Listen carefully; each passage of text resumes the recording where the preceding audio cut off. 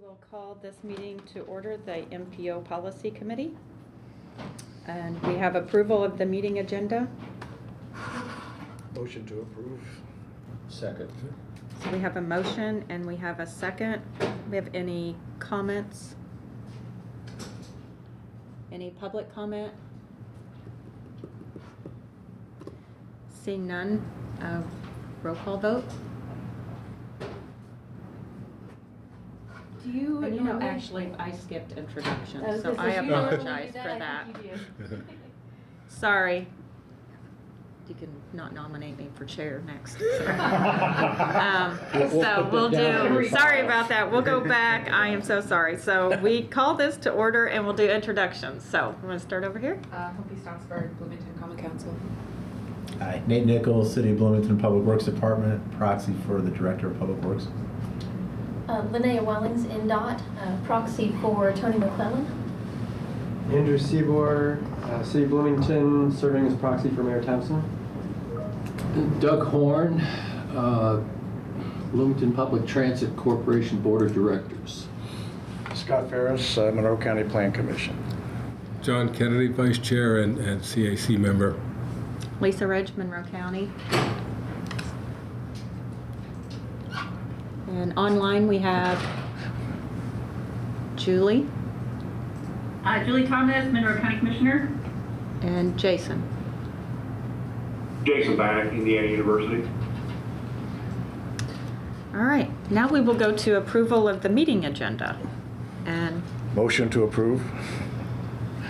do we have a second? You want to second it? So I'll second it. Again. Okay.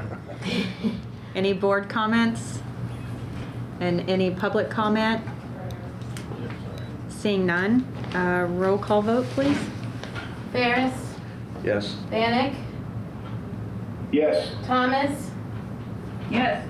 Kennedy, Yes. Stocksburg. Yes. Seabour, Yes. Ridge, Yes. Nickel, Yes. Horn, Yes. Wellings. Yes.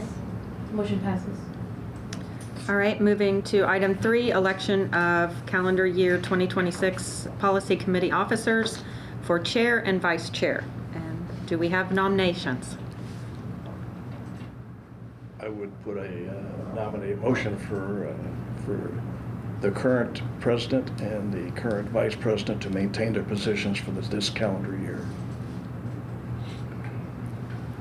Second. Huh? Can I speak? Sure. Yeah. I really think I should respectfully decline, because we were not able at the CAC to elect a chair and vice chair for this year.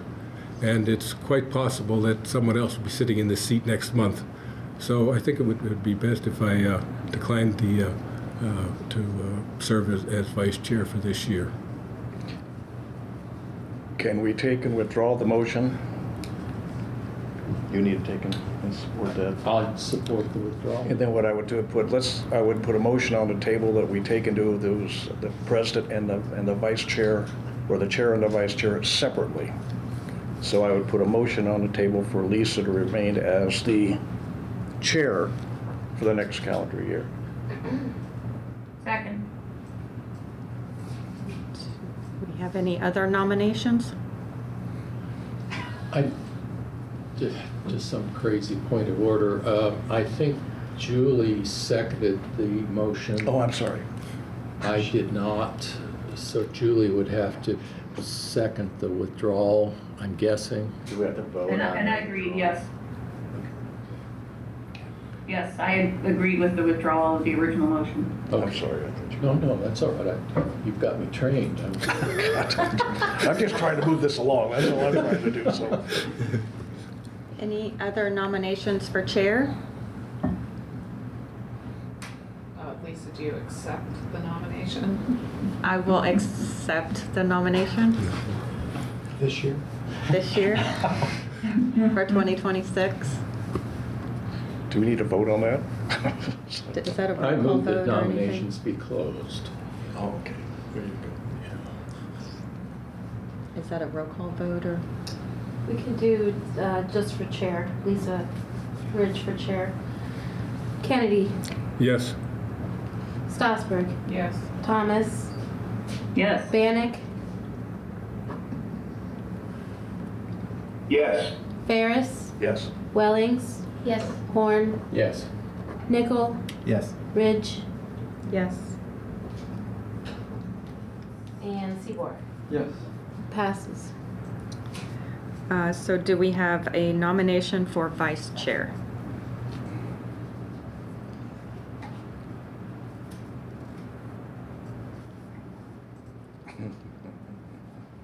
Hold down all those nominations. Can I nominate someone? I would move that we table the vice chair nominations until the February meeting.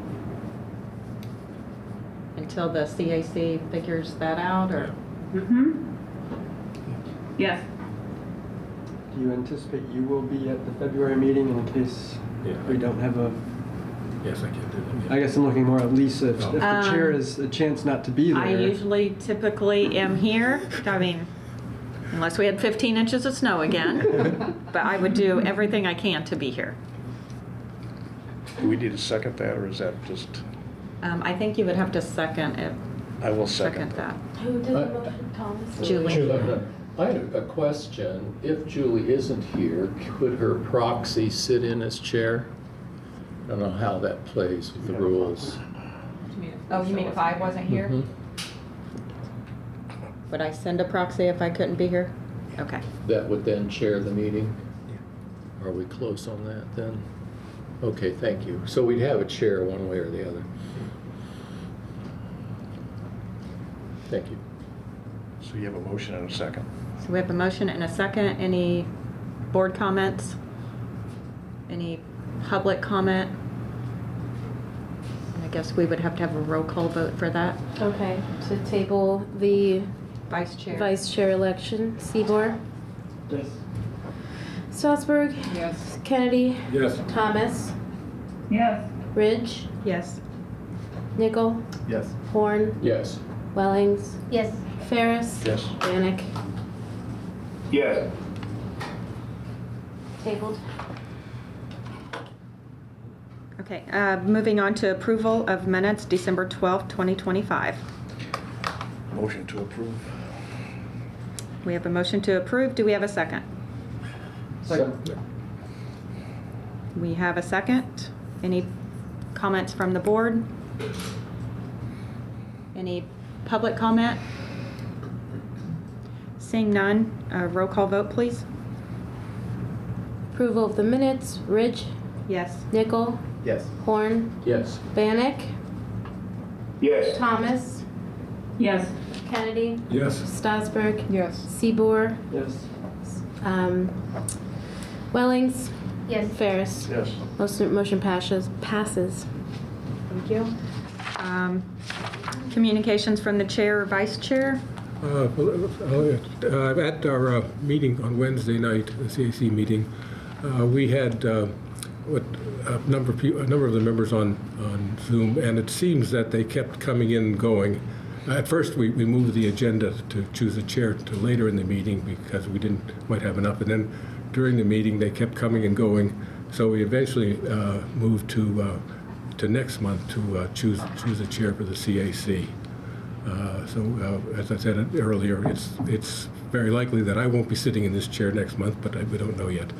And also, we did discuss both the amendments for this evening and recommended that this morning that the policy committee approve them.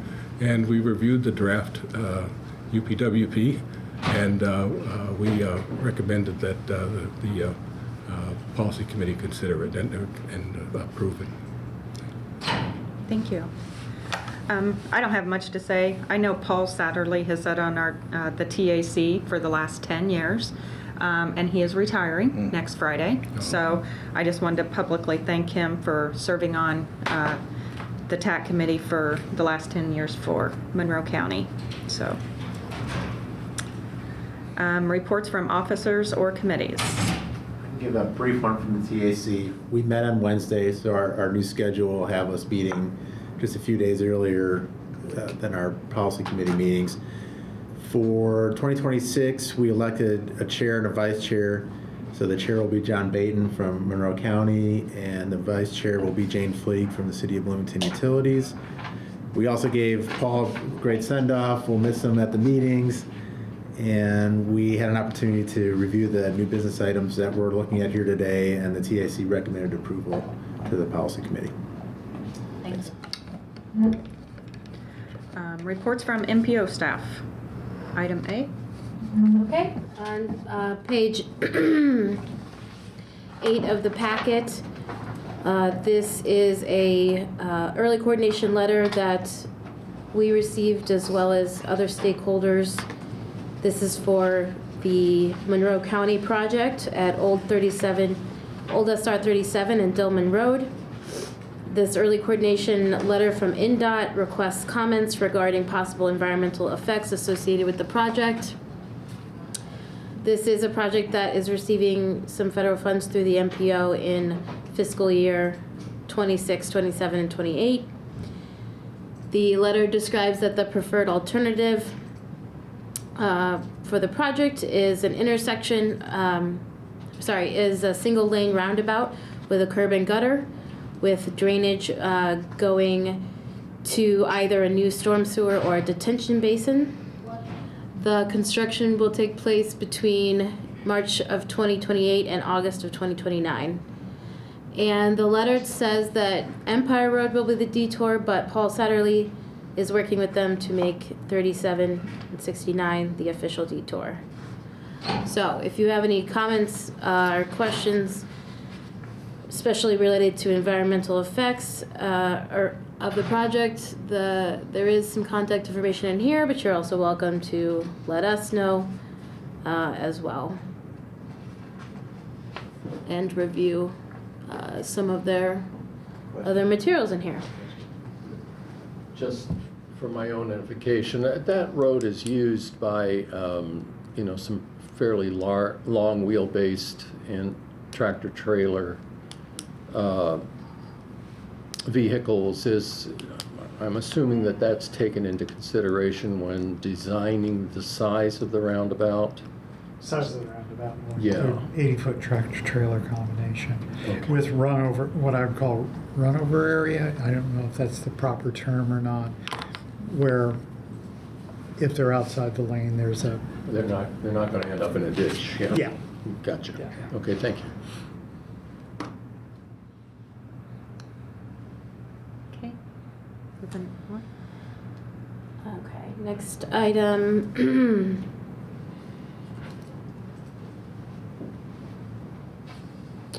All right, on page 16 is a press release that you probably have already seen. This is from INDOT. This is a notification that they have already reduced the speed limit on SR 45 and 46 between Kinzer Pike and 10th Street from 45 miles per hour to 40 miles per hour. Go for it. Why? I I travel that road almost every day, Okay. and it's a highly traveled, as we well know, it's a highly traveled road. mean, the initiative came from the Citizens Advisory Committee. Several of the members expressed the concern that at 10th Street, if they were to make a southbound turn, 17th. 17th, well, actually it was 10th Street, and 17th Street, but to make a right-hand southbound turn, particularly at 10th Street, the decision site distance wasn't sufficient enough because the speeds were too high. And so that was conveyed to INDOT in an INDOT for you, and there wasn't a response for several months, and then all of a sudden the news release came out. But then we also had one member of the committee note that there's an issue at 17th Street this week because of snow piling up. If you were to look to the north, condition site distance isn't adequate enough. So, yeah. And this is part of an ongoing initiative by the Department of Transportation for safe streets, safe roads, safe design. There was a reduction in Ellettsville earlier this year of speed limit there to 35 miles an hour through all of Ellettsville. And then there was the sidewalk initiative announced by the Department of Transportation earlier in 25 also, where they'll be constructing a sidewalk on the 45-46 bypass on the north side between Kinzer College and Walnut to allow for safe passage of pedestrians across there, because there's a what I would call a homeless hotel type structure there, where people are going to Kroger for food and back, and it was a dangerous situation. It was noted 3 years ago, almost 4 years ago, and then the announcement came. There's been a policy change to the Department of Transportation and the central office about NDOT does now become involved in the construction of sidewalks for safe passage of pedestrians. So 4 initiatives altogether so far in 2025 that are outside the norm. I'll say that there, but this is part of the aggressive approach, not only by the Seymour district, but all of the districts, in using safety countermeasures, 25 proven safety countermeasures wherever there's a fatality, or wherever you have a what I would call a increased frequency of serious injury crashes. This is all aimed at reducing fatalities and serious injury accidents, FSI type crashes.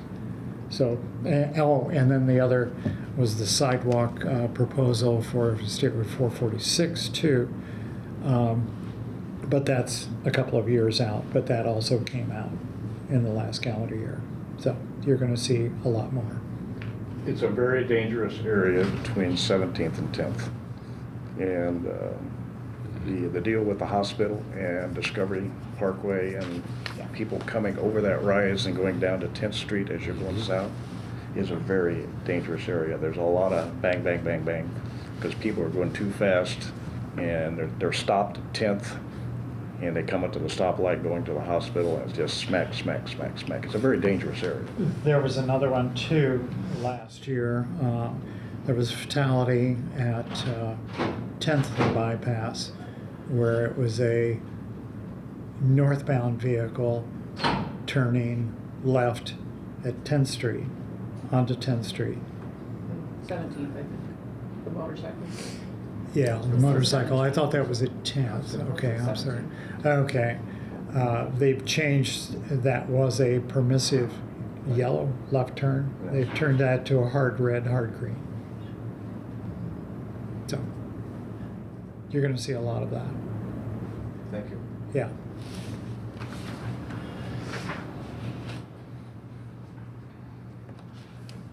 Okay. C. Item C.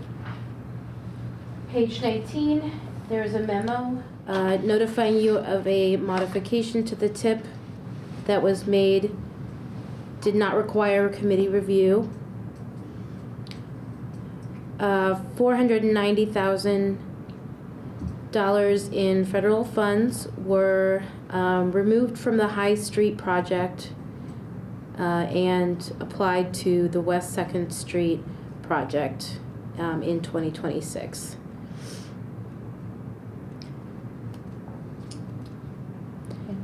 The federal funds that were allocated to High Street couldn't be used this year, and so they were reallocated to West 2nd. Just give a second for questions if they come up. And that was all for construction engineering. That was submitted to NDOT in mid-January. Item D is, I don't have anything in the packet about this, but this is just to let you know that the City of Bloomington is starting to make some changes to related to public meetings, open door, and Zoom. The state's open door law allows public meeting attendees now to record meetings and to transcribe them. Previously, we had not allowed we weren't required to allow attendees online to do that. But now the city ITS department is extending that capability to virtual attendees. And so ITS has enabled the attendee recording feature in Zoom meetings only for public meetings, and this will allow them to record the meeting they attend through the Zoom application. It's available without the meeting host doing anything, having to make any changes. And then also, meeting hosts are to allow, in the future, transcription agents, AI bots, into all public and non-executive meetings as participants. We do have a attendee, a citizen who attends many of the MPO committees who has asked in the past to bring an AI transcription service into the meeting. And so that will be allowed in the future. What's the cost? The cost? The cost to expand this feature to allow them to do that? It's likely just a checkbox in the settings. Is it just a thing? I think it is, yeah. Does this include both audio and visual? That's a good question.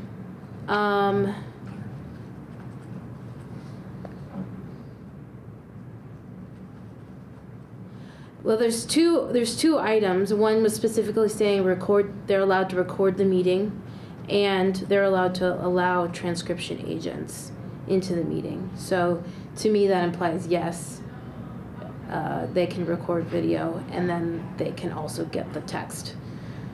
Because we've always made the video publicly available anyway, but we have never made transcription of the exact words in the meeting available.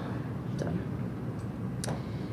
And then staff at the city is also working with all the departments to make all board and committee documents accessible to those with disabilities. So that's something we have to do by April. Okay, the next item. One question. Mm-hmm. Is it possible for us to be made aware by the attendee that they are indeed recording the meeting?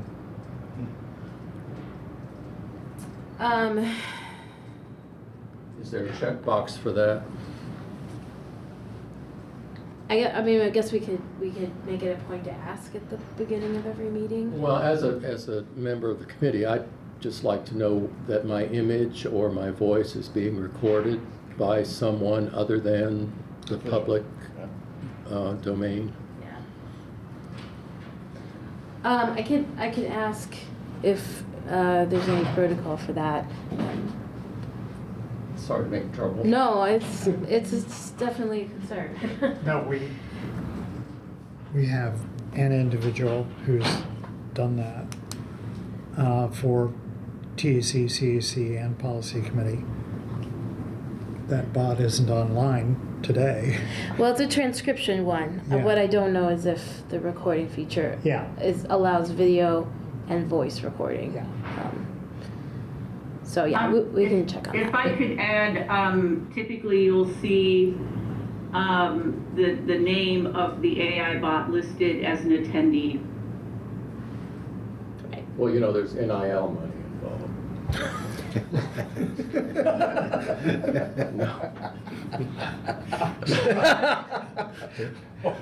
I'm sorry, that came from left field. Yeah. No, but really seriously, Would you like to withdraw that personal comment? No.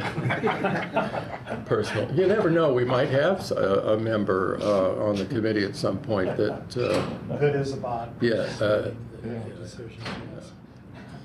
A whole new world. The next item is just a few updates on some of the projects that are receiving MPO federal funds. And I'm sorry, the link in the agenda here doesn't seem to work. That was my mistake, but if you just go to the tip page on our website, that link is there.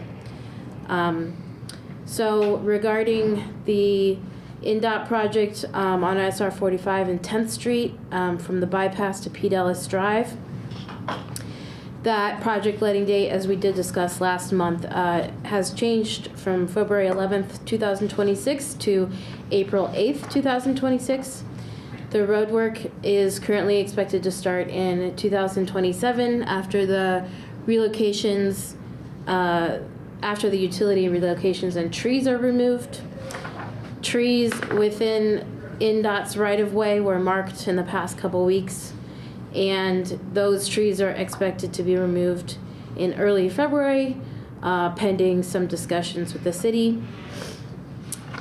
There is a property, there has been some concern, folks contacting the City of Bloomington urban forester because they're nice large oak trees.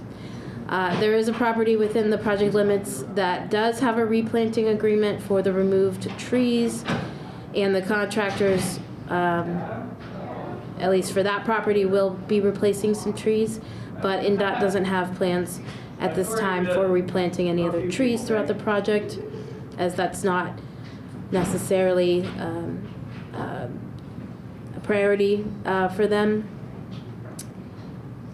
That's it for this project. Did you have a comment, Scott? They have marked the trees. Yeah. And they really are big trees, right there by the post office there, and wow. The other comment is about 2027. Are you saying that they're going to let that contract in 2027 versus FY31 now? Did I hear that right? Because I don't, No, I think the You're- one that am changed. I getting confused? Well, it depends on the phase you're talking about. I heard construction in 2027. That's what I heard you say. That's for the intersection from the bypass Got it. up We're to not and talking including about, the we're not intersection. talking about Russell Road. Got it. No. Two no. different contracts. No, Got it. yeah. Got Russell it. I got Road- it. I got it. I Okay. had that messed up. Yeah, Russell Road's fiscal year 30, I believe, right now. Now, is that fiscal or calendar? That's fiscal, right? Fiscal. Yes. Okay, so it's this year. Yeah. Fiscal year 27 starts Fiscal July 27 1st. this year. Yeah. This calendar year. Yeah. Because you get the fiscals and the calendar years, whatever. And it's state fiscal year. Huh? State fiscal year. I got it versus federal. I got it. Yeah. I got it. Okay. The City of Bloomington's High Street project, the construction letting date for that project has been moved from March of 26 to September of 26, which is a different fiscal year. We'll discuss that more later. The Old SR 37 and Dillman Road intersection improvement project, that letting date is changed from October of 27 to March of 28, but those are both in the same federal fiscal year, so funding is not impacted for that project. And then the superstructure, per Paul Satterley, the superstructure replacement on Eagleson Avenue, the construction letting took place a couple weeks ago, this month, and road closure for that project is expected to be from September of 26 to July of 27.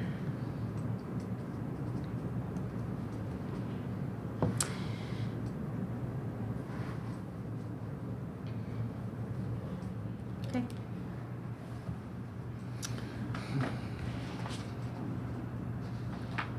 So moving on to old business, NDOT calendar year 2026 safety targets. And I apologize for the fact that I wasn't here in December. Took the staff memo, which was before you in December, added additional information to that regarding the background of how the numbers were derived. It's not only the number of fatalities, fatality rate per 100 million vehicle miles traveled, the number of serious injuries, the rate of serious injuries per 100 million vehicle miles traveled, and the number of non-motorized fatalities and non-motorized serious injuries. It's a 5-year rolling average that began in 2022. So 2022, 3, 4, 5, and then 6. This calendar year 2026 would be the 5th year of the rolling average, and then Federal Highway Administration would be examining whether the safety performance targets were met or not in in calendar year 27. What I included in here was Indiana's Strategic Highway Safety Plan, which identifies a 2% reduction in the fatal and serious injury crash rate, the FSI rate. There were some questions apparently about why 2%, why not 5% or 2.5% or other rates, and the answer is it must be data driven, it must reflect realistic targets, it must have attainability, and it should align with management framework assigned by the congressional intent. And in prior years from, I believe it's 2016 to 2021, the data showed, for the state of Indiana at least, it showed that a 2% annual reduction could be achieved, all things considered, and all things held constant.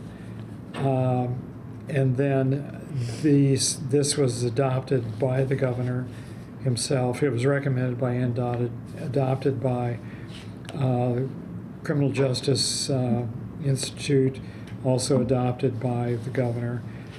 And it shows that, the other question that came up too was about zero deaths, and the state of Indiana, along with a number of other states in the union, subscribed to the Towards Zero Deaths objective, which is also recognized by the Federal Highway Administration. This sets out zero deaths by the year 2050, and that's in the memo too. The adoption targets remain the same from what we had in December. There were several questions too about what states are meeting the targets, what states are not meeting the targets. This was the best we could find, was up to calendar year 23. This is from the Federal Highway Administration as of October of 2025. We don't have anything better than that. But if you look on the left, those are the states meeting. On the right is the states not meeting as of 2023. And then you scroll down, here we go. The X means you're not meeting the targets. And if you look from 2018 through 2023, you see a lot of X's going all the way down. And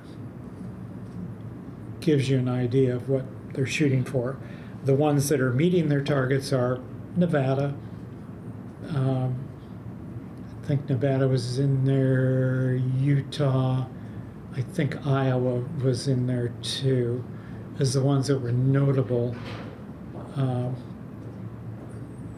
But vast majority, the bottom line is a vast majority of the states were not meeting the targets as of calendar year 2023. Now there was another question where we really got off into the deep end. If you pull up that other one, the big one, the Excel. Yeah, the big Excel file. This is from Federal Highway Administration also, in terms of the performance measures by individual states, showing the performance measure. The highlight in yellow is Indiana, by the way. 2017 through 2023, what the baseline was in 17 through 21, which established the 22 goals carried forward to 2026. And you can see, you might go over to the methodology. There was a question about the methodology. How did NDOT come up with this? Here's how NDOT came up with this. We can send you the link if anybody wants to look at this in detail. I don't want to get into the deep dive on this, but it shows the rationale for all of the targets, the target years, I should say. Some of that's changed in 2022. The rationale for the target was largely based on economic performance. In other words, more people working, more people driving, higher volumes or vehicle miles traveled, therefore you have a higher probability of crashes, and not only crashes, but also fatality and serious injuries. Then in 2023, they changed that basis for their targets, 23, 24, and 25. They refined it considerably. And if you look at the performance that they're having for 24 and what we have so far in 2025 up to the end of November, we don't have the December data yet, it's showing a downward trend in 24 and so far in 25 up through November of 25. And then here was another one. Can I Sure, clarify sure. something? So they changed how they determined the numbers, and so since methodology, right? yeah. So since they changed the methodology, now they say a decrease. They're showing actual performance decrease. Which is a good thing. Yes. But they changed the methodology in order to do it. No, they changed the methodology of forecasting methodology about how are we forecasting this, because when they based the forecasting on employment, it was inaccurate, totally inaccurate.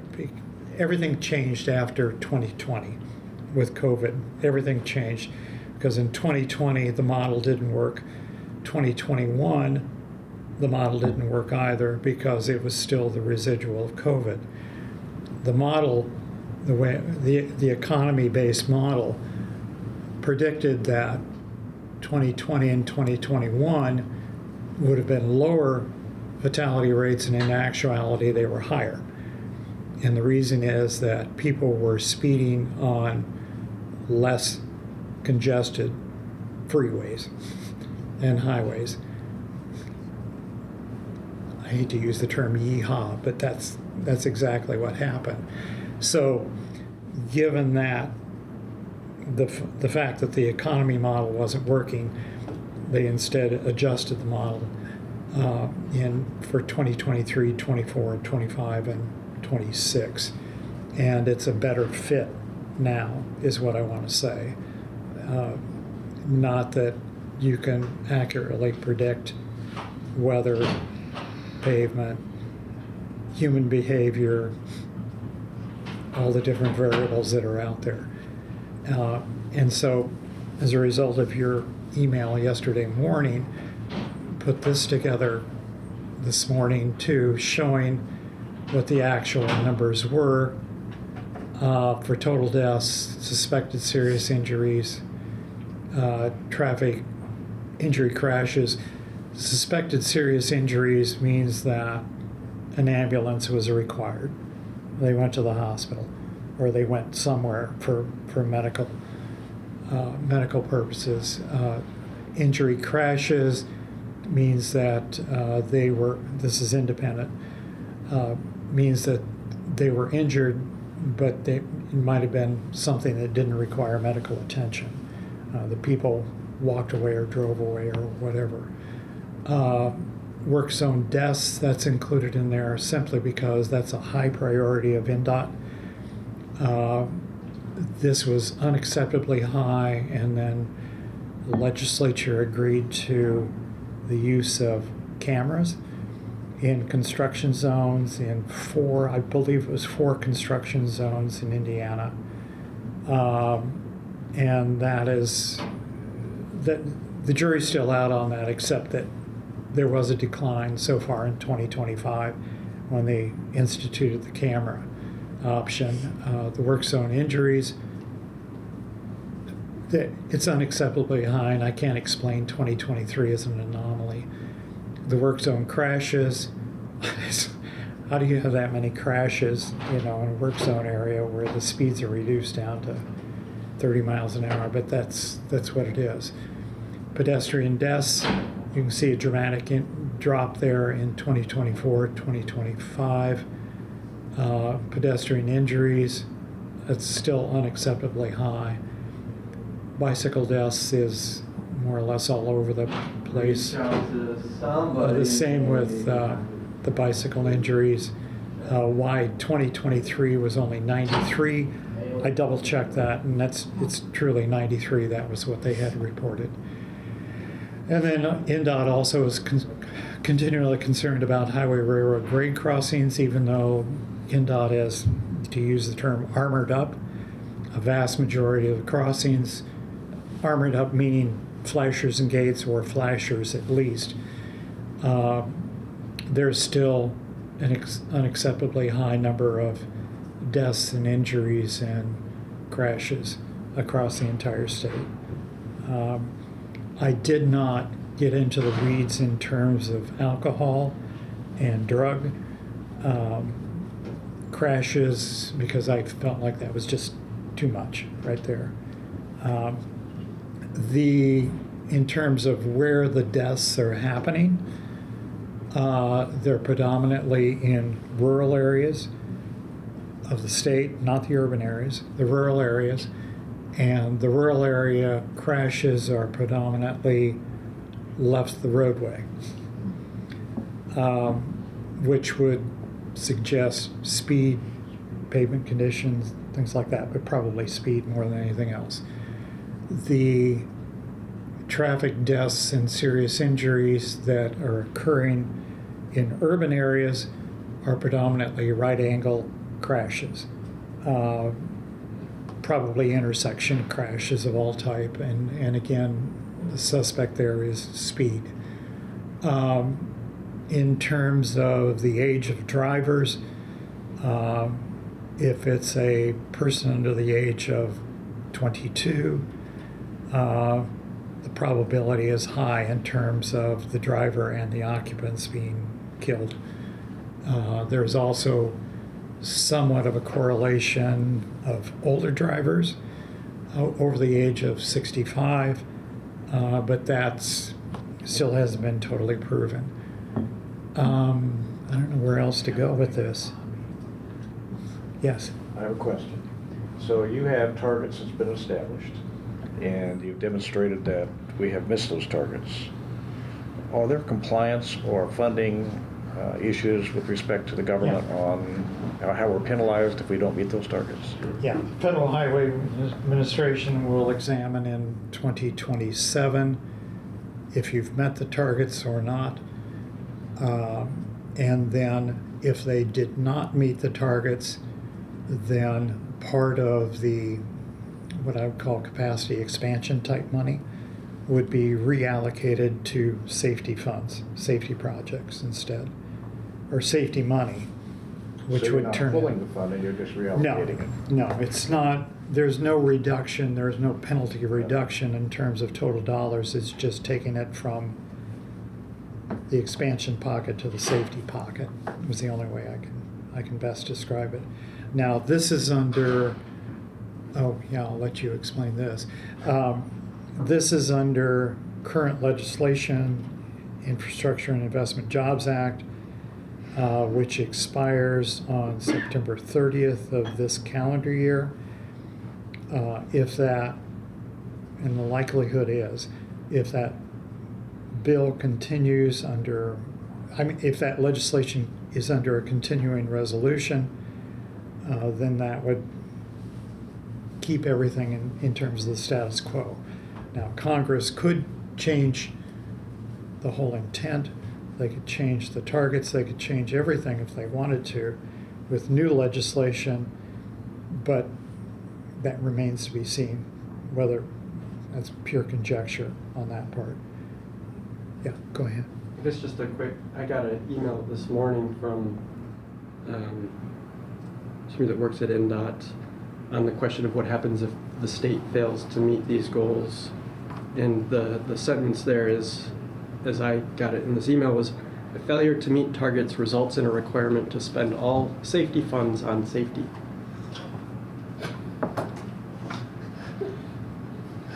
Okay. That's just an interesting. Makes sense. I don't know what means if you don't meet them, what you do Is with it safety like funds. lower S safety and capital S safety, or? It's hard to say. Can I Sure, ask a sure. question clarifying about the screen that you were on before in terms of just reading the spreadsheet? Oh, yeah. Yeah. And we can. So those targets, say the target for 2023 being 894.2 traffic deaths, and then the actual for 2023 was 927. So Yes. like that was a failure to meet. But in 2024, that particular metric was met. Am I understanding that correctly? Yes. Okay, but then the targets for suspected serious injuries, it doesn't look like were met at all by any of it. And that's been a trend. And so this Yeah. 2%, you know, whether or not you meet the 2% as a state, and I'm hoping that we have some local like targets coming next maybe, combines those two things together. So it's like, so in 2024 it was like half met, but that still is just like not met. Is that how they count Not that? met. Okay. Yeah. She was a math teacher. Yeah, and the suspected serious injury trend across the nation has been increasing. All those people speeding on empty roads that are no longer empty. But they're not gonna look at it on a year-to-year basis. They'll look at the 5-year average. They're looking at the the 5-year end- rolling Oh, okay. average. At the end of 26. And the 5-year rolling average is 22, 23, 4, 5, and 6. Yeah. Do they, when they roll that average, do they also like roll that average target then too? I don't know. Maybe one of the things I learned in the email was when I've previously seen the targets, like for 2025, the target was 812.4. I mean, they comment like, well, how do you have a 0.4 death? That is not the target for that year. It is the target for the 5-year average. Oh, So that was sort target of- number is actually the average already. Correct. So it counts for it. So it's not looking at. So that was just a Okay. new perspective I wasn't aware of. So the 2024 average up there, say of the 876, is actually what that 5-year. It would have been Average is 2020 through supposed to meet. 2024. Trending down. Oh, what a. It's trending down. Sorry, that's like a combination of like a math nightmare and an exciting one. It's a nightmare for us. Yeah. The math teacher bad. It's also kind of exciting. Yeah, at the same time. yeah, I know. Okay, does that answer? Yeah, it's an excellent application, by the way. Next time your high schooler says, what am I ever going to use math for? Just saying. You want to jump to yours? It's self-explanatory. I was just throwing it up on the screen. No, Katie put this together, while I was putting together that, Katie put this together this morning, and that was in answer to your email yesterday also, showing a breakdown. The question we had in an email is, how are the other urbanized areas doing? And the answer was, we don't keep the data, the state of Indiana doesn't keep the data by urbanized area or MPO. They keep the data based on county, is what they do. So we've put this together in terms of the entire county, showing where the county is, and then broke it out into the other, where Katie did that. I'm not going to take credit for that. That's her hard work. And this comes from the crash dashboard, the Monroe County crash dashboard.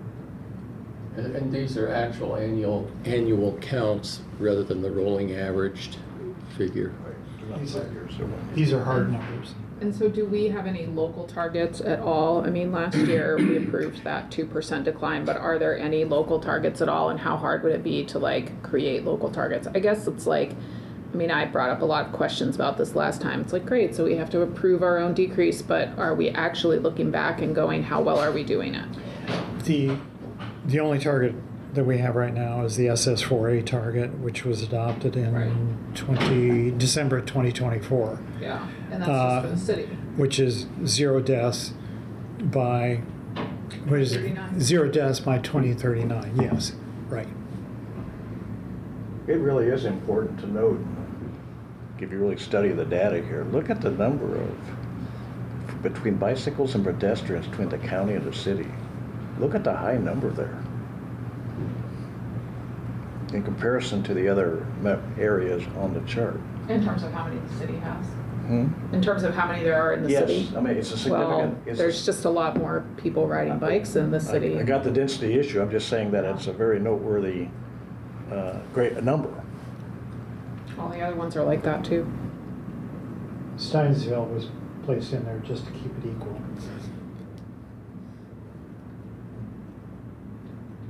Yeah, I guess I would really love to have some local targets. I don't know, I'm looking at Andrew Seabour over there. I don't know how easy that would be to do mathematically in terms of trying to make it, I don't even know if we have to make it equivalent to the state in You'd terms like of to that look kind at of rolling targets average. for the MPO area. Just kind of for to the know metro. how we're doing. Mhm. Like, it's like, I appreciate that the raw numbers are here, but then it's like, how are we doing in terms of whether or not we met that target locally? That would be Ryan Roebling too, besides Andrew, because of the SS4A. Yeah. Where would you codify that? I don't think that you codify it at all. I mean, what do you mean? Where would, so let's say you have a requirement to take and come up with local targets on whatever category. Where would you list that information? Would you put it in a dashboard, or would you put it in a document, or would it be provided to anybody, or? Ordinance. I guess I was just thinking, like, I mean, so if this year, I mean, one of the things we're supposed to do as an MPO right now is approve this 2% decrease. And I want to know next year, when we have to look at it again, did we actually achieve that this year? So it's that idea of, you know, so we're kind of putting a goal out there, and then I think that we need to ask ourselves later, are we actually achieving that goal? And from what I understand from all the work that you guys just had to do is that the state looks at this on a state level, but doesn't look at it at all on the local level. So as a local entity, we should be looking at it on the local level one way or another. And I know, I mean, the city, and Ryan probably is, on behalf of the city, to some degree, looking at this conceptually, because the Safe Streets for All, because council did legislate that we want to have 0 deaths and serious injuries by 2039. So I'm sure back there he has something going on, you know, and I mean, that's what some of these studies are in the high injury networks, and looking at College Walnut and looking at 10th Street and looking at Indiana as a corridor, and looking at all of those things. And I'm sure he's doing some of those numbers back there, but as an MPO, it's slightly different than the city. It's a broader area. And I guess I just partly like don't see the point in us having a goal if we're not going to look back and go, did we ever meet the goal?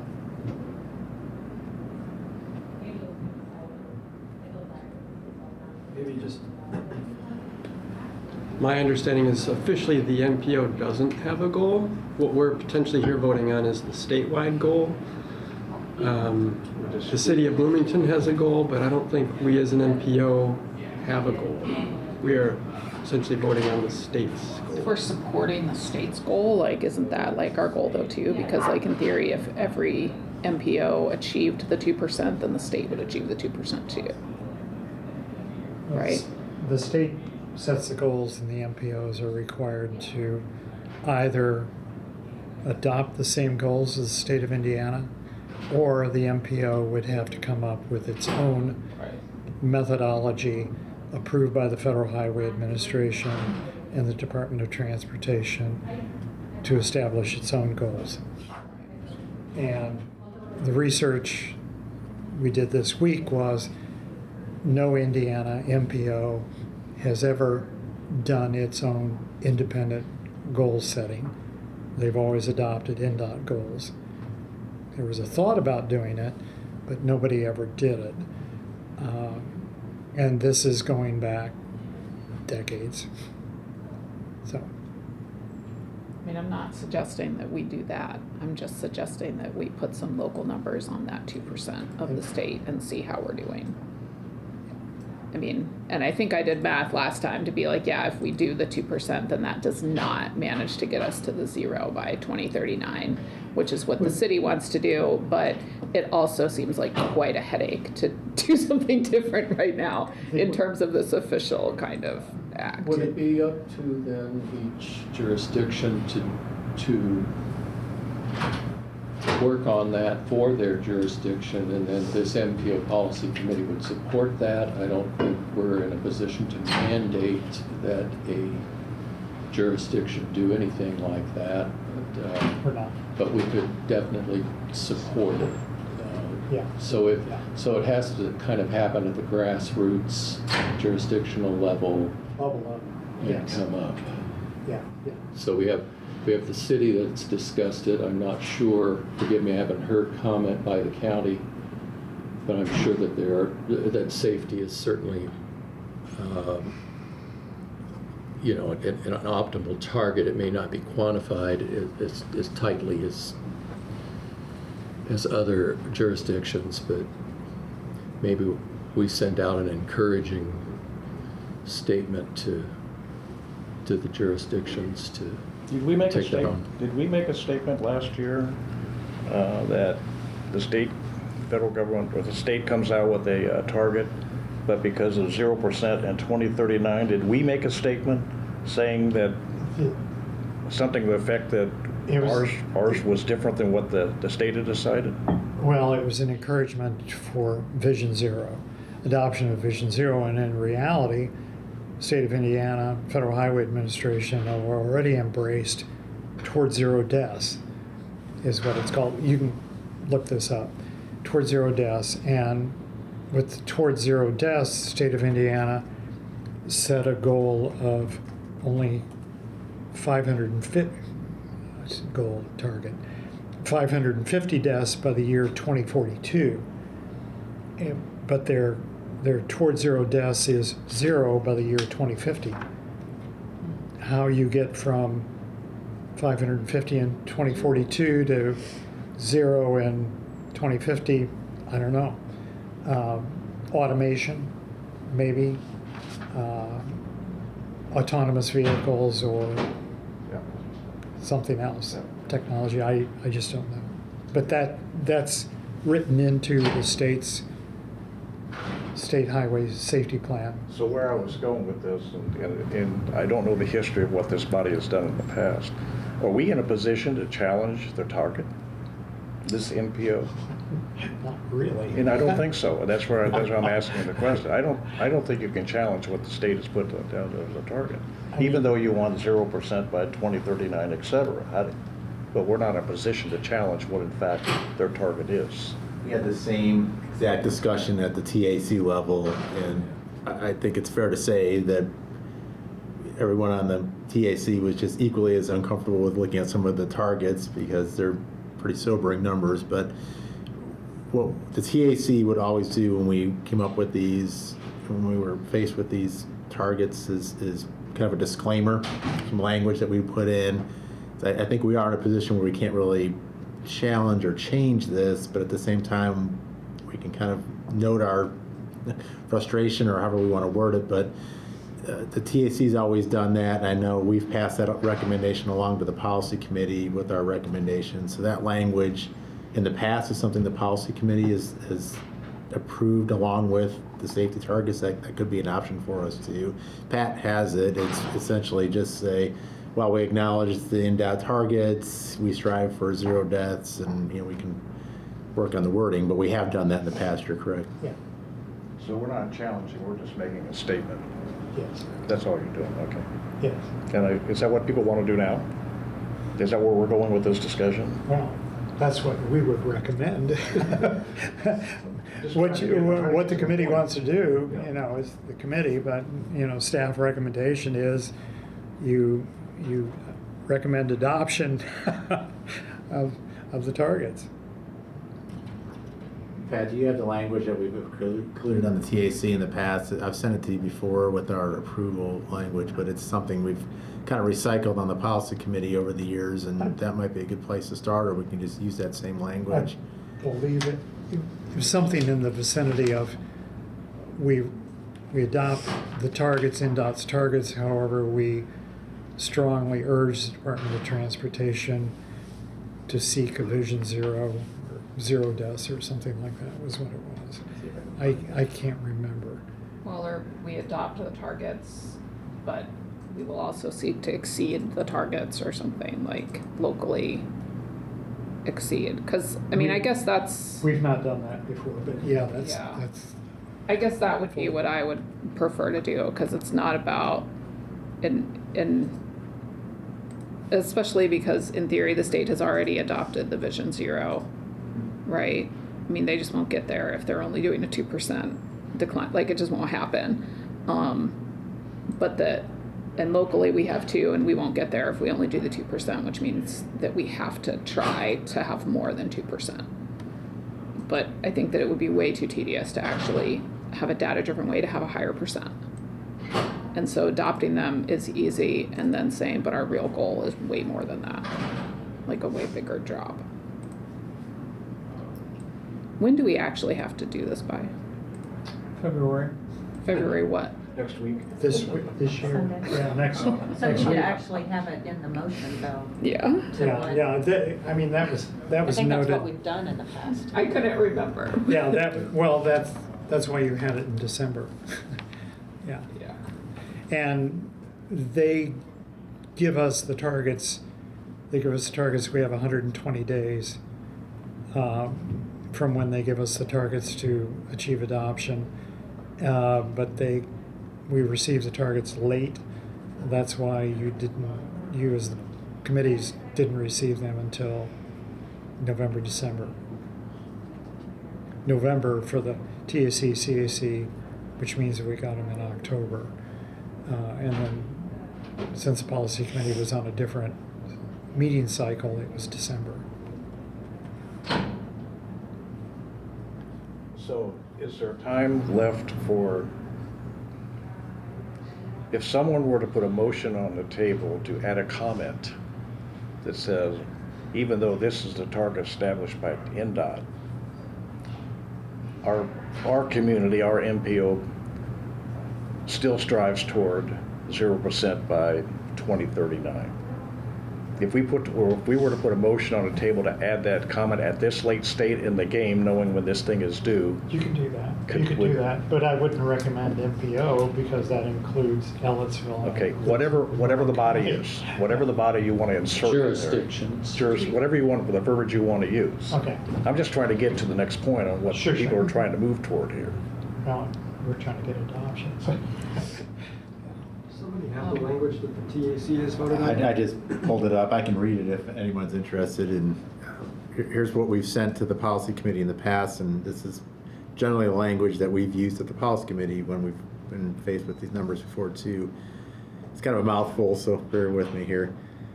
Fatalities and serious injuries that result from crashes on public streets can and should be prevented. The TAC believes that 0 fatalities and zero serious injuries is a more appropriate goal or target for NDOT and MPOs to pursue. However, the TAC understands that NDOT's safety target declaration numbers are intended to convey only an incremental change towards safer streets and are not an ultimate goal.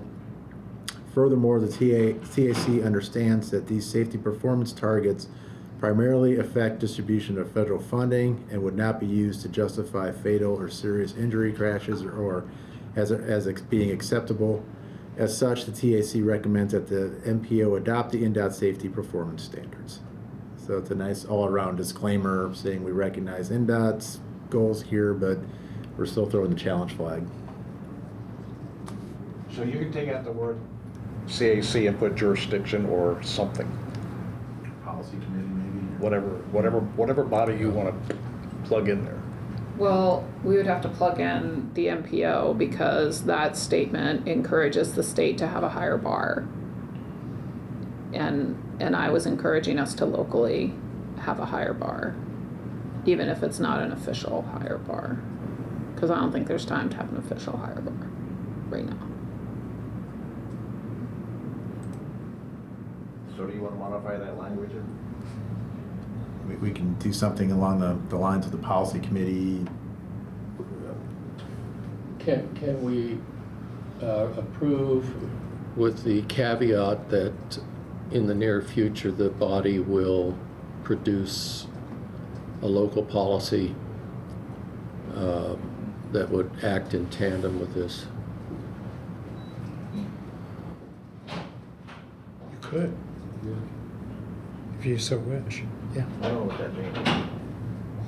You'd have to explain what that means. Well, I think, first off, we have to decide if they're mutually exclusive. If the goals that we are setting for our own MPO area, with the participation of the various jurisdictions within that area, are different than the states. And if they are, then it's a separate evaluation.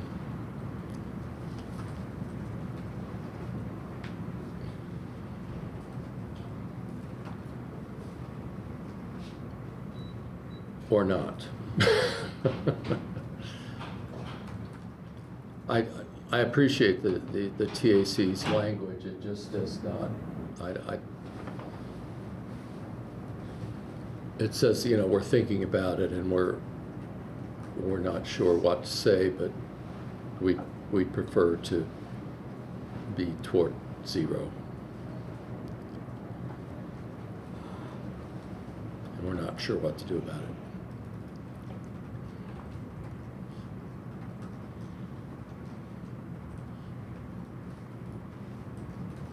I'm personally not suggesting any language myself. I mean, I'm not in favor, I'm not in agreement or disagreement with a motion. I mean, I would probably support whatever is on the table as long as it was concise. But you're talking to a state agency who's put a target out there, and regardless of what we say or do as an MPOPC, it's still going to be out there. We within our community, for whatever documents that we have, whether it be the city of Bloomington, Monroe County, etc., are going to stipulate whatever we think that should be. So at some point, I'm not so sure it really makes a difference. Well, the methodology was approved by Federal Highway Administration, Indiana Division. And then the targets were approved by various state safety committees, and then ultimately it was approved by the governor. Right. So what difference does it make what we say?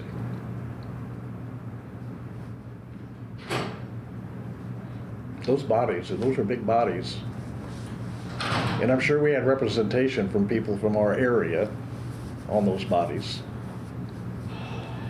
In an indirect way, we did. Right. Yes. And so I can't add anything else other than what I just said, so. So how about this? You can call this a draft motion if y'all want. I move to approve the state targets as presented and strive locally to exceed those targets. Furthermore, over the next year, I move the MPO pursue local goals related to serious injury and fatality crashes to work toward a goal of 0 injuries and fatal crashes. 0 serious injury.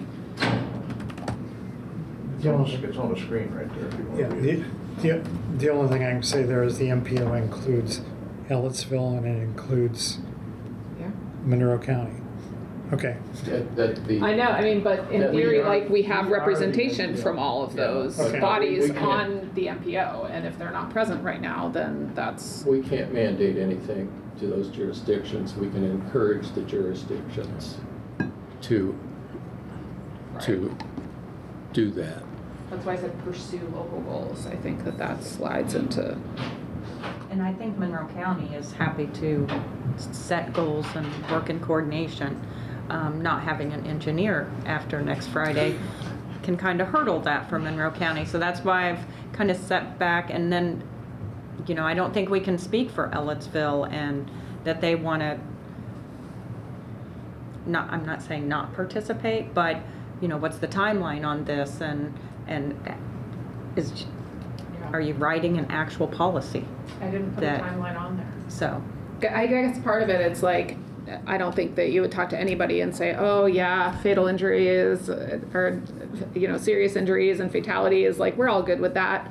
Like, I think that the problem is the timeline, the problem is funding, the problem is how it like the reality of it can or cannot happen. It wouldn't have the same goals to exceed the state goals. Right. Sorry, Pat, but could we encourage staff to develop a mechanism by which jurisdictions under this MPO could meet together and develop a local set of goals? Set aside a working committee, working committees with Of representatives. the jurisdictions represented in the MPO. And does that fall under the language the MPO pursue local goals related to serious injury in terms of my motion, in terms of the formality. I believe so, and as long as we direct staff to action, to a form of action. I mean, As long as there's an action item associated with it, I think you're okay. Do I need to add staff in there somewhere? Pursue the, well, somebody needs to be responsible for it. I don't know. who tells you guys what to be responsible for? You guys do. I mean, Okay, the policy committee is recognized as the MPO. We're just the staff for the MPO. okay, so over the next year, I move the MPO staff pursue local goals related?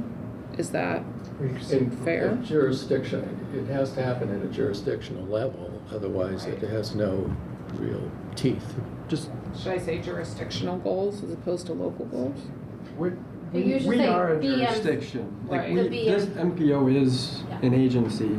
Right. So if we're voting, it's us asking ourselves for this collective body to establish a goal. We're not asking the county or Ellettsville or the city of Bloomington or Steinsville. Like, we are asking ourselves, and we're representing that group. So just a I mean, point that's what that I'm trying to say. I think, yeah. But unless those jurisdictions We are- participate individually, it's not But- going to but you be. But These because we are the jurisdictions MPO on this right goal. now, and the, this body has control over money that gets spent in those, throughout our urbanized area. And so we can, identify safety issues in those different parts of it and go, okay, this is a safety issue, there's lots of stuff here, let's funnel some money into a project here that is going to address some of the a crash issue. Or I don't even think it always has to be money funneling. I think sometimes it's time funneling to like raise awareness to different areas and draw attention.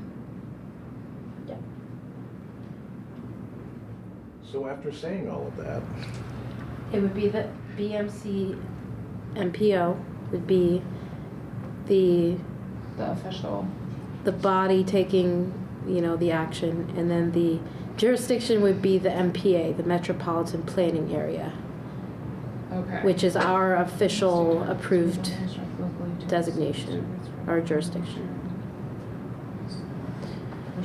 And so we What did you say operate the as a jurisdiction committee would of be? a whole. to It's put called this an MPA. together. It's the Metropolitan Planning Area. We So could- that's the we can urbanized develop a area working committee. boundary plus a little bit more area for anticipated growth in the next 20 years.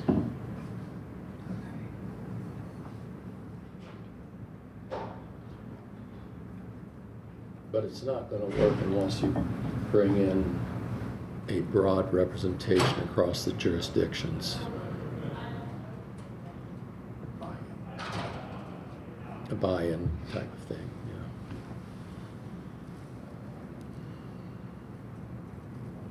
So can the motion be a motion to approve the state targets as presented and strive locally to exceed these targets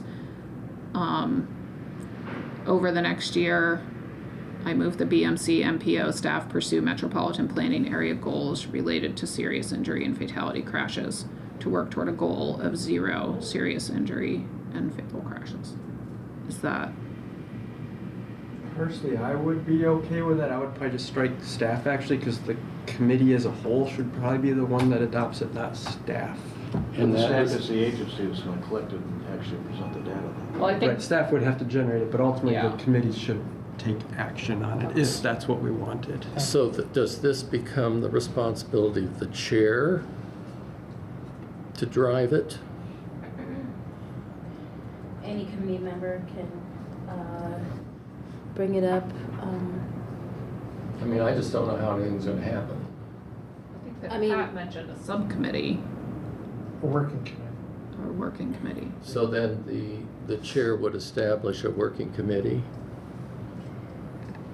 I don't know if we need to do that. I mean, we already meet monthly, but Yeah, you know where we live. I think the thing is, like, this motion would commit us to figuring it out but it doesn't dictate how we need to figure it out right now. It's just saying, as a group, we're gonna figure it out. And Who's going to report on the status of that? I'm just, Yeah, it can be a standing item that we report on or Staff discuss report. each meeting. Yeah. I feel like personally like this is asking me to do something as a member of the MPO, and I don't know what to do about that, and where I'm going to get direction on that. So I guess to me, I'd say we get direction honestly from staff on that. I don't know how much responsibility you guys want to have for that, but I mean, I think that there's a good start already by the spreadsheets, by the crash database, because I mean, it's a motion to pursue goals working toward a Vision Zero outcome. So in terms of that pursuing, I mean, what needs to happen, we need to use those numbers that we already have and figure out what the target would be, and we could start with that 2% reduction, you know? We can go like, okay, if we want to do it the same way as the state, then we have to look at the rolling 5-year average in order to get the goals, and maybe even going back a few years and looking at those 5-year averages and going, you know, have we met a 2% goal? Because it's been a 2% straight line goal, right? Like, how many years has the state had the 2%? Like 2022. Yeah, so it's a while it's been 2%. So like simply doing that like math and like talking about that kind of thing would fulfill in theory the pursuing local goals. Because like this year we don't have, you know, it would be like how, I mean, this year I feel like we have to, the very first thing to do is figure out what that has actually looked like over the last few years. In the same way that, you know, the state had those numbers that they showed up here earlier. It's like locally we should have that, those figures too. And so then, much the same as the state is asking us to approve a set of numbers, we would go to each of the jurisdictional elements that make up this planning area and ask them to approve those numbers that we come up with. I think it's kind of making it more difficult. I think we have our data. I know the city does their crash data. The county puts together a 3-year crash report. They pull a lot of those numbers together, and I think it's just, I'm not sure what Ellisville does, but we still have those numbers out in the county.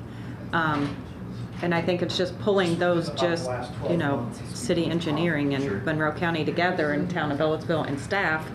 Let's just sit down, look at where our numbers have been over the years and what's our goal, and bring that back to the policy committee. I think the data's already all there. It's just, what's our goal? I think we're making it maybe a little more complicated than it really needs to be because we do have our data.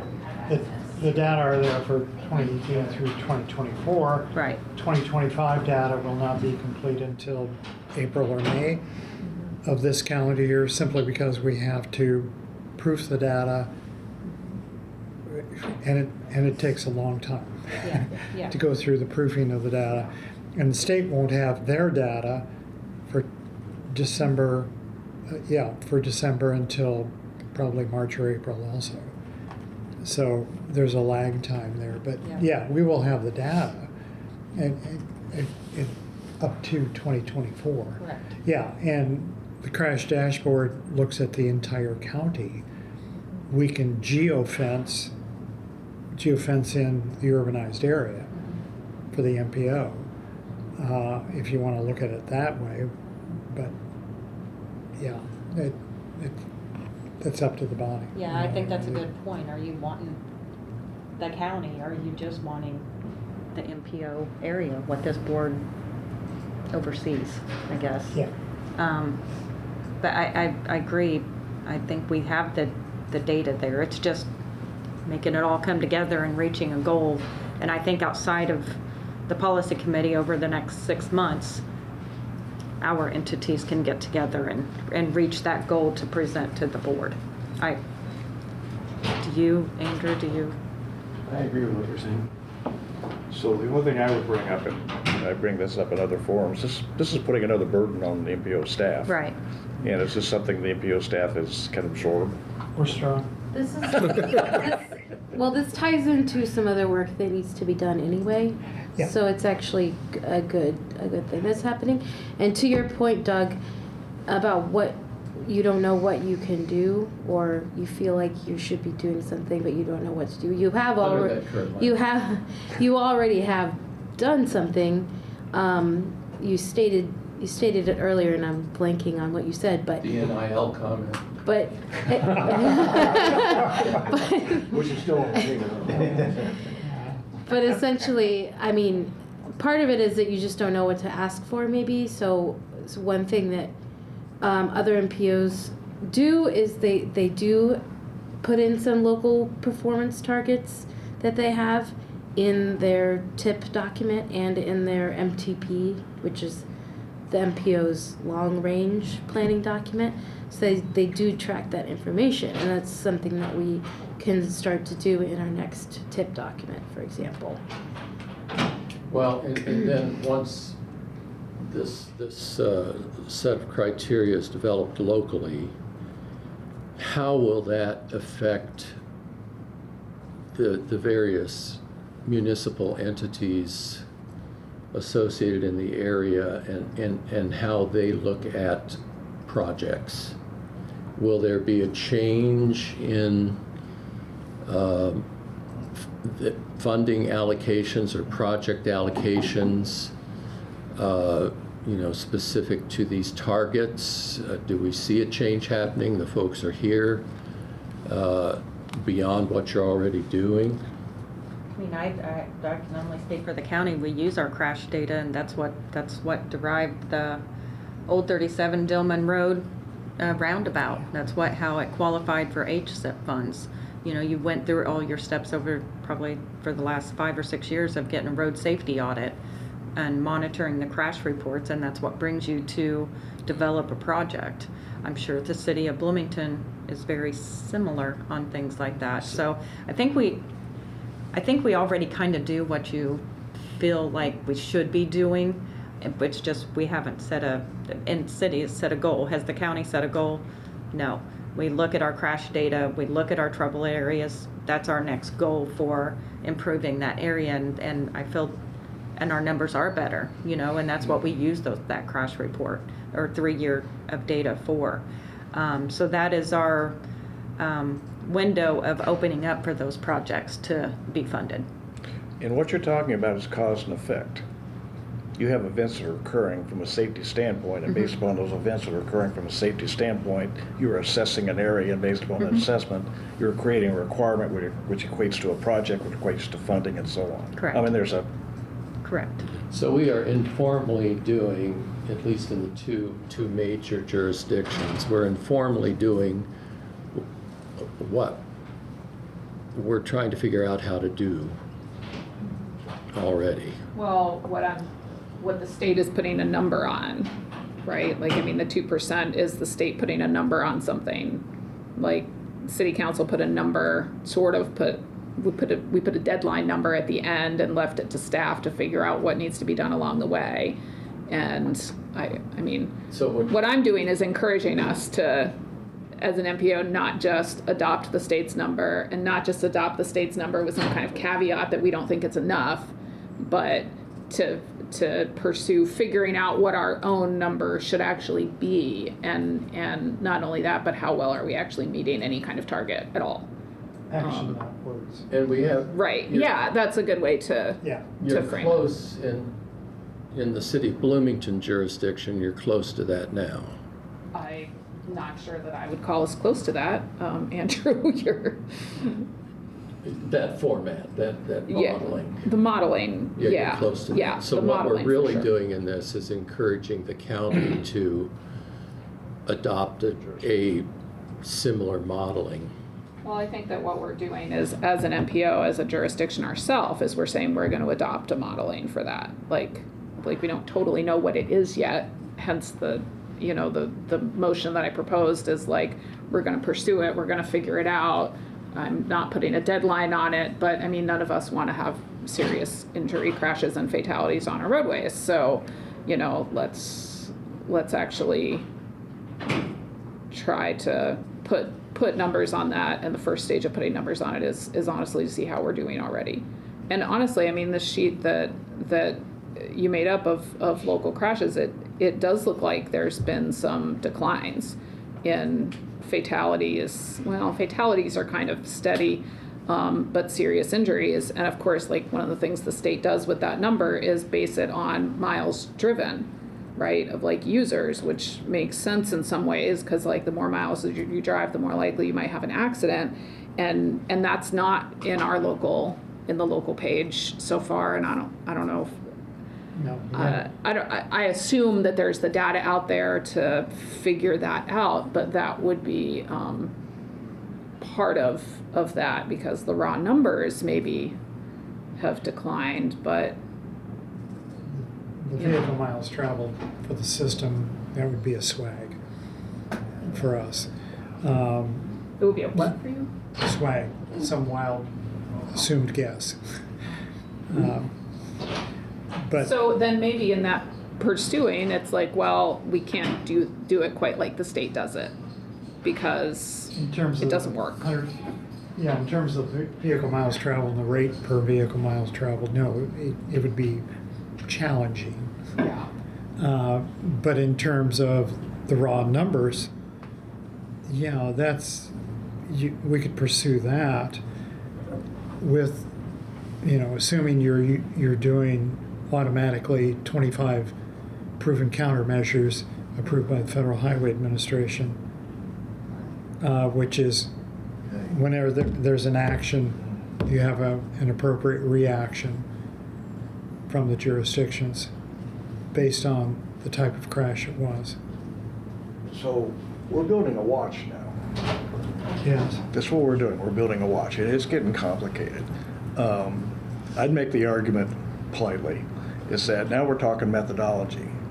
And I'd want to see the methodology myself before I would agree with the methodology, because not all of us are going to agree on data and the type of data that you're taking and pulling into the methodology. Saying that is a complicated process in itself. We're building a watch here. Well, do we really have the functional authority to influence the Seymour district of INDOT? They're influencing us. Say again? They're influencing us right now. Right, but Because their roadways would not be, that run through the various jurisdictions would not be subject to what we're talking about. Well, except that if we can then say we have this local goal that goes toward the state's goal of 0 deaths, and we've identified this intersection as highly problematic, and that is a state intersection, then that is an argument that can be used for collaboration with the Seymour district, with all of the entities that you might need to cooperate with. But until we actually have that data, we can't use it. the state goes through an annual review every year of significant intersection locations, and they break it statewide, and then they break it down into the district. And then staff meets with the district staff, usually in February, mid-February, something like that, and we go through the individual locations within our jurisdiction, say, here's what we're seeing, are we missing anything? This is what we want to do, this is what we're going to do, boom, we go from there. And then we follow up, usually 3 to 5 years after that, on a constant basis, constant annual basis. I mean, I think the more data that we can locally bring to that kind of meeting, the more influence that you can have, because they've got to, I mean, there's a lot of there's a lot of crashes, there's a lot of roadway issues, and a lot of places fighting for the same amount of funds. Just to throw it out there, I get really hungry at lunchtime. I don't know if somebody wants to make a motion. I know we're talking about, we're talking about a goal of making a goal. We're not even saying what our goal is. I'm happy to do whatever, but I also know I don't do so good when I get hungry. He's getting hangry. And so I'm just throwing that out there. No, and I'm glad you did, and I know we want to get that to adoption. I think everybody has the same goal and what we want to add to it. I think the next step is working towards our local goals, but that's not a decision for today on how we get there. But I think we all have the same, I hate to keep saying the word goal, I think we all have the same direction of where we want to be. But I don't think it's going to get decided exactly how we're going to get there today. But I know we need to get that part passed. And then Please. Perhaps as go a to the final next comment, step. would it be appropriate for us to look to the technical advisory committee for advice on moving forward with this goal? Sure. That would be fully appropriate, yeah. So should I go ahead and make the motion then officially? Great, so I move to approve the state targets as presented and strive locally to exceed these targets. Furthermore, over the next year, I move the BMC MPO pursue metropolitan planning area goals related to serious injury and fatality crashes to work toward a goal of 0 serious injury and fatality crashes. Second. we have a motion and a second. Do we have any more discussion? There's no mention of the technical advisory committee in that. We'll just do it. We'll just do it. That's the generality of pursuing it. We can pursue it any way we want to pursue it. Any public comment? For the record, Julie Thomas did have to leave for another meeting. Not seeing any. Roll call vote? Seaboard, Yes. Strasburg, Yes. Kennedy, Yes. Ridge, Yes. Nickel, Yes. Horn, Yes. Bannock, Yes. Ferris, Yes. Wellings. Abstain. All right, moving to new business. 2026-2030 TIP Amendment Resolution Fiscal Year 2026-04. The first item is City of Bloomington High Street intersection. I will note that the title of the resolution is incorrect. Sorry about that. Should be 26. The first amendment is the removal of federal funds from the High Street project for fiscal year 26 and the shifting of the construction phases of that project to fiscal year 2027.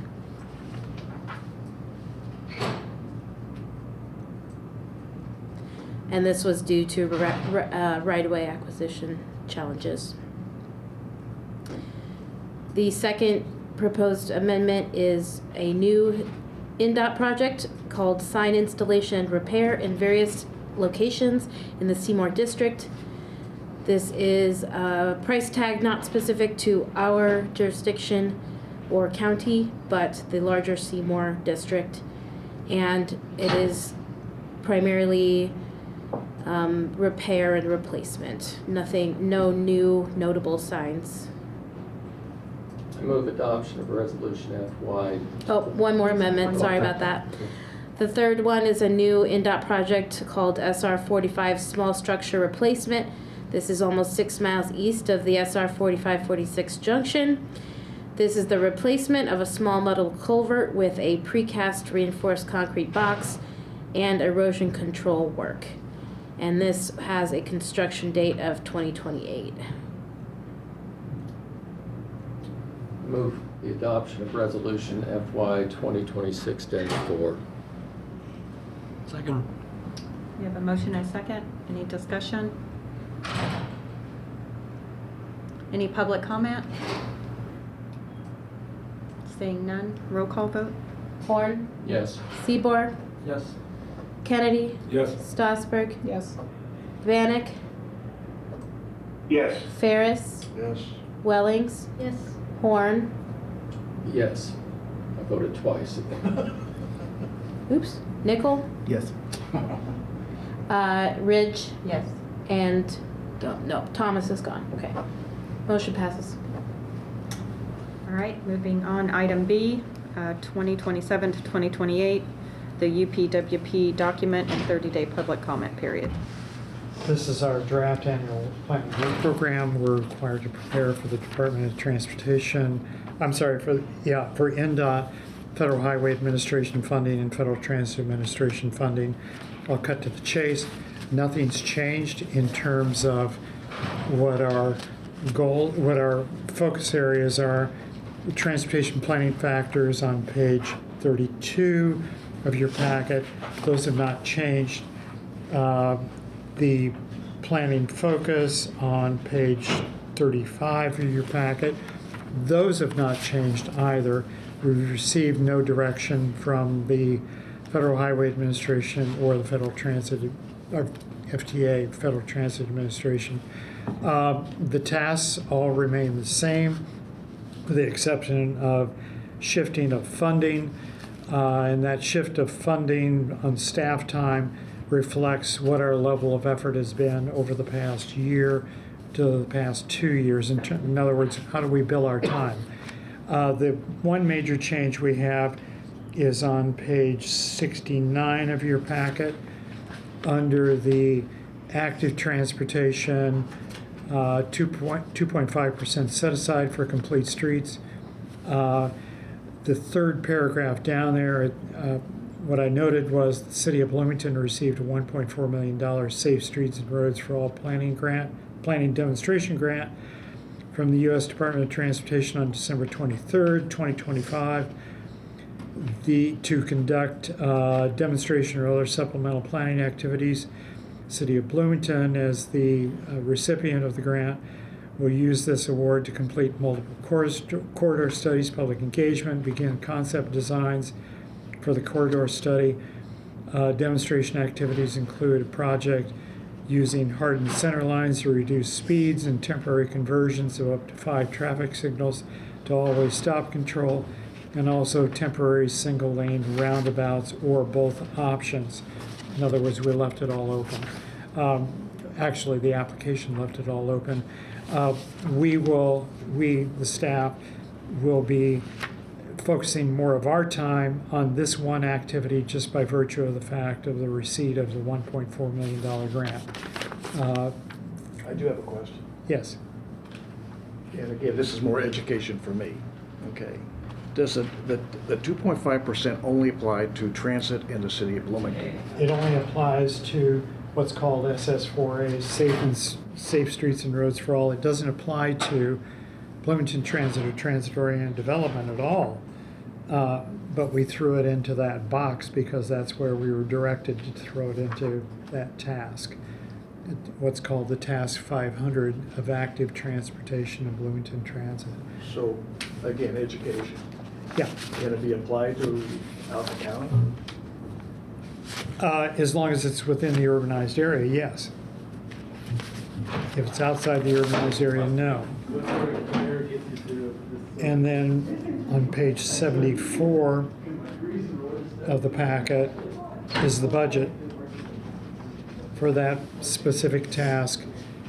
And we were required, 2.5% means we must spend 2.5% of our federal funds on active transportation or safe streets and roads for all type activities.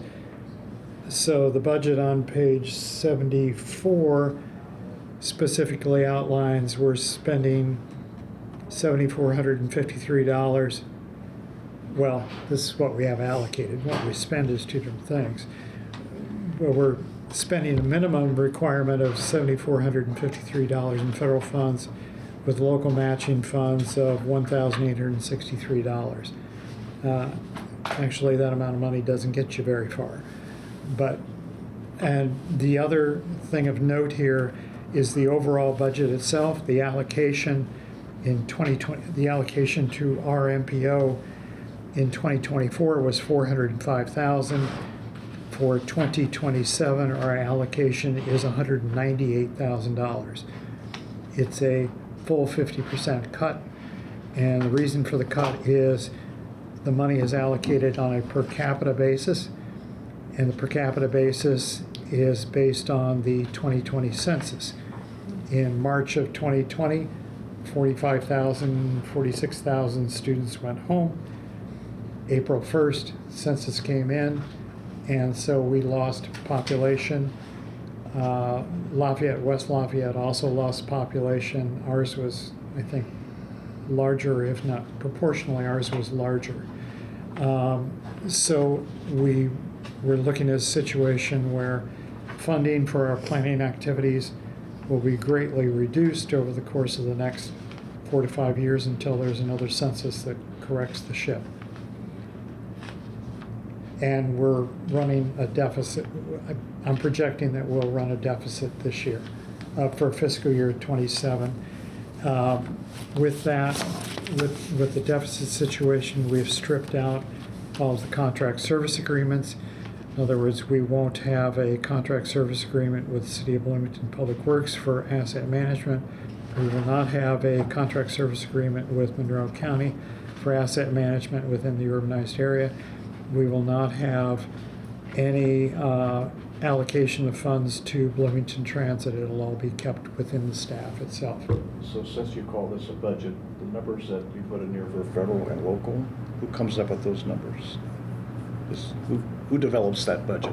The federal numbers are given to us, and then we develop the budget For from local, that. and who in the local budget does that? You guys, the staff, the MPO staff?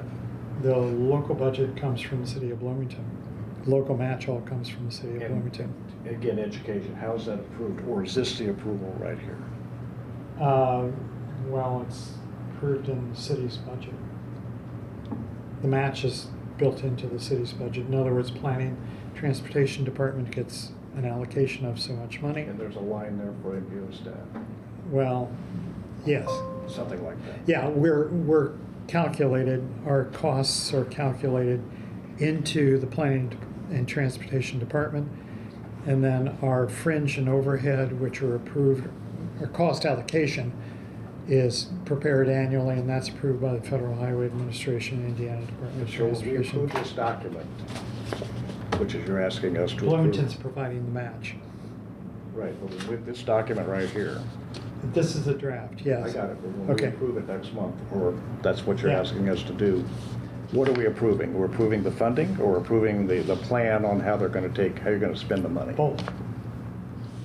You're approving the whole document. Okay, so the city of Bloomington, within whatever budget they put for planning and transportation for the MPO staff, which is going through another process, and eventually I assume goes to the city council for approval, It already did. already done. Yeah. But not for FY 27, 28. Well, but Where's that be FY out there? 27 starts in the middle of the year for this, so like, So you've already done so, that. You've done yeah, the so the calendar first year. half of the year is approved under one budget, and then the second half of the year is approved under Okay, the so you see where I'm 2026 going with this. budget, and It's already been approved by the city. And you're asking us as a larger body now to approve it. What if we don't approve it? Well, approve them. Well, then we lose certification. So if we're not approving it, we're certifying it. Is that what we're Yeah, doing? We lose the $4.5 million that we get every year from Federal Highway. That's We lose all our capital money, and Bloomington Transit loses all its Yeah, federal so funding. what I'm too. getting at is it's a fait accompli. well, but we can suggest edits or modifications to the document as it stands Sure. right now, right? Yes, and the task. The So task. when you have the, oh, go ahead. Go on. So when you have a deficit to that significance, half, 50%, Well, no, the deficit is actually, going through the calculation of the entire fiscal year 27, we'll have a deficit of around $11,000, $12,000. That's the first time we've ever had a deficit. We've always had a surplus. so throwing out what you're cutting Monroe County asset, City of Bloomington, who makes Asset. those decisions on what gets cut? Staff did, but that was a recommendation. You know, we can put those back in, but then the deficit would be even larger. See, that's where I'm going with it. There should be a dialogue there. And maybe there is a dialogue, I'm just not aware of it, so. There should be a dialogue. if you're cutting dollars in I'm a county person, not the city person, so if you're cutting money and funding from the county, but there's no discussion, and maybe there is, there should be a discussion. Well, we get a certain amount allocated for administration of the MPO every year. Yeah. And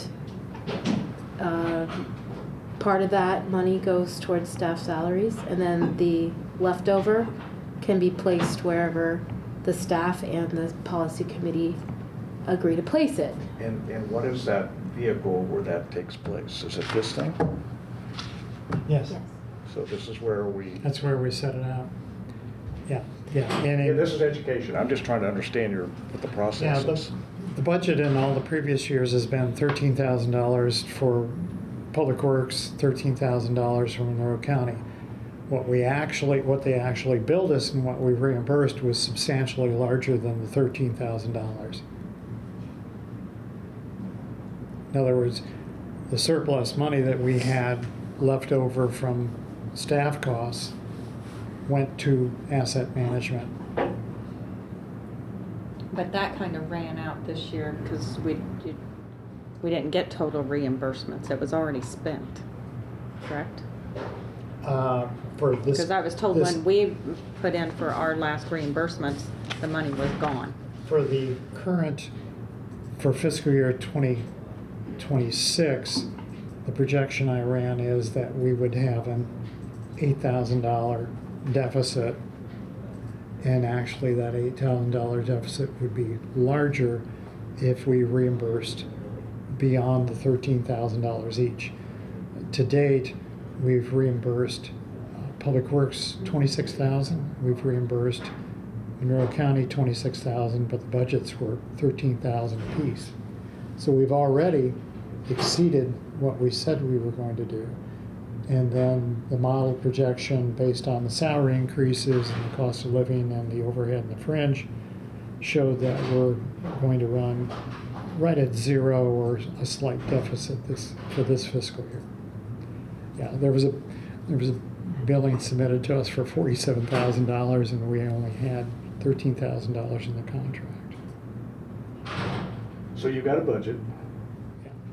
You've got some federal dollars, and you've got local dollars. Those local dollars have been budgeted through a city body called the City Council, and there's a funding line in there for planning and transportation, et cetera, for the MPO staff. Is that correct, or did I get that almost correct? The staff is considered part of the Planning and Transportation Department budget. Yeah, and you have a portion of that budget earmarked for MPO staff, correct? Or is it just planning and transportation? Staff is, You're part of planning and transportation. it's earmarked specifically for our salaries. In other words, City of Bloomington Planning and Transportation get an 80% reimbursement for our salaries. And then they're required to come up with a 20% match. Yeah. So is there a disconnect, Lisa, with respect to? No, Is that I a- just wondered who makes the decisions on, we're gonna cut this and we're gonna cut that. That's- Well, the staff made the decision based on the draft, but if somebody wants to add that back in, they can do that. But And then if you keep getting a deficit, what happens? Who makes up that deficit? City of Bloomington.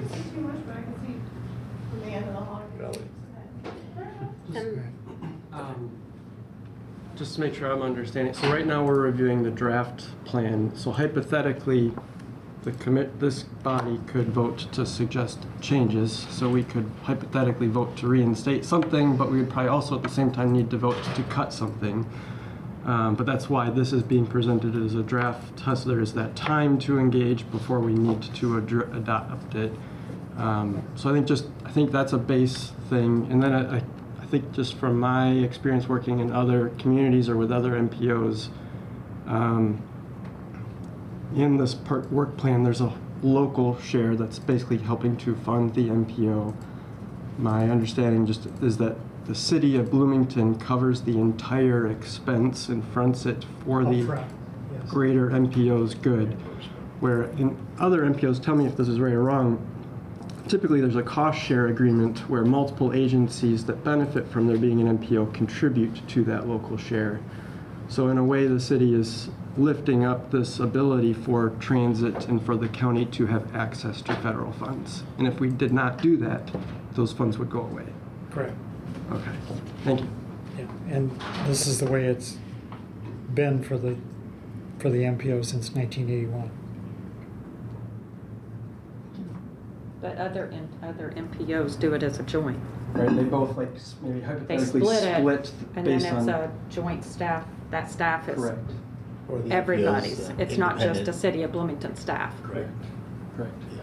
Some MPOs are an independent body that everybody pays into. And then there's maybe more overhead costs because of space, and, Right. but that is Right. how a lot of places do work. So we're dealing with a perception Yeah. here. And it's a Perception. city-controlled body. Well, the state of Let me- Indiana designated. Let me finish. Okay, it's a perception. The I didn't say it's reality, I said it's just a perception. That it's something that's managed by the city of Bloomington and not by the joint of the MPOPC. Actually, we're not managed by the city of Bloomington. I mean, You're managed by this body. yes, Even though you're part of the planning and transportation because they pay organization. the upfront costs. We have a staff of two. We can't support our own HR department, our own technology, and the city's plan commission is who was designated Yes. as the MPO, I read and that. thus that's I why read they that. cover the costs. I read that. But they didn't take and delineate it down to the planning and transportation department. I haven't found that source anywhere. So if you have it, I'd like to see it. Plan commission. You have the Planning. contracting entity as the plan commission, but the body that you are housed, the MPO staff is housed, is the planning and transportation department. Where is that delineated? That, Planning staff for the plan commission. okay. I won't debate it any further. I'm just saying that one could make a compelling argument here that there's maybe a disconnect there. And we would disagree. Okay, but that's why we have a debate, so. Yeah, All right. yeah. Anyway, that was my only point. We'll go back to where I started. What are we actually approving when we, in February? You're not approving anything today. I got that. In February, when we look at the final version, as we're asked to vote on it, what are we actually voting on? We're voting to approve The the tasks plan? and the budget. The entire document. The entire- We're voting to approve the yeah. entire document. So if This- there's any single piece of the document that you don't like either this is the opportunity to Well, I got bring it that. up, or what I would beg everybody at this point, maybe on behalf of Andrew, is that if we have any further questions about this document or interests in different modifications, to talk to them about it over the next couple of weeks, so that then we can get to the end of this meeting, because Thank you. it's lasted much longer than MPO meetings usually do. And when this is approved by the MPO Policy Committee, this goes to Department of Transportation, Federal Highway and Federal Transit Administration as our contract. What we're doing is saying, Now, does it have to go back to the plan commission? Because that's a contracting entity? Did they get involved The at all? plan commission doesn't get involved with MPO stuff at all, Even as though a it's a body. contracting entity, I don't know what that means. the contracting entity is the city of Bloomington and the MPO staff in Monroe County and the Ellisville, and it's the whole urbanized area. I think he's referring to the plan commission's role. Plan commission isn't involved in this. Yeah, I know. It- And I it- know The plan everybody- commission doesn't have an actual role in anything, like nothing from the MPO goes I to the plan understand commission. that. Just bear with me. Everybody's hungry. This is important. Because nobody ever challenges this document from year to year. They just pretty much say, hey, it looks good to me. And some of us actually read it from page to page. But I'm trying to find the reference, and you know the one I'm talking about, that establishes the plan commission as the entity. It's on page 4. That was how the MPO was formed. It just says the MPOPC consists of a 3-part intergovernmental steering group committee with the City of Bloomington Plan Commission as the contracting entity. And then goes on to say, and the City of Bloomington Planning and Transportation Department as the lead staff agency. I found nowhere where it says again, this is where you need to help me with this. Is that where does it say that the City of Bloomington Planning and Transportation Department is the lead staff agency? Who determined that? Did the Plan Commission do that? Because they're the contracting entity? They may have done that over the years, I don't know. the Yeah, legal that's where I'm going with that. I mean, some of us You go. want me to have the legal staff contact you? You what? I could have the legal staff contact you. I wasn't You probably weren't here, and it's evolved from the planning department to the planning. I'm a roles and responsibility, I don't want to belabor the point here, but I'm a roles and responsibilities person. So I'm looking at what is the role of the Plan Commission when it's specifically stated in here as a contracting entity, it has been there for years. What does that mean? But does that mean that everything that you do from an MPO staff, because they're the contracting agency, you have to go through the city's Plan Commission to do that? We do not. Because you don't do that. I mean, that's what you've explained. So that relationship, I mean, I was going to provide this in writing to you, but that'd be one of my questions. What is the relationship here? I mean, I can have somebody from the legal staff. I mean, I'm sure there's a source document going back to the governor back in 1981.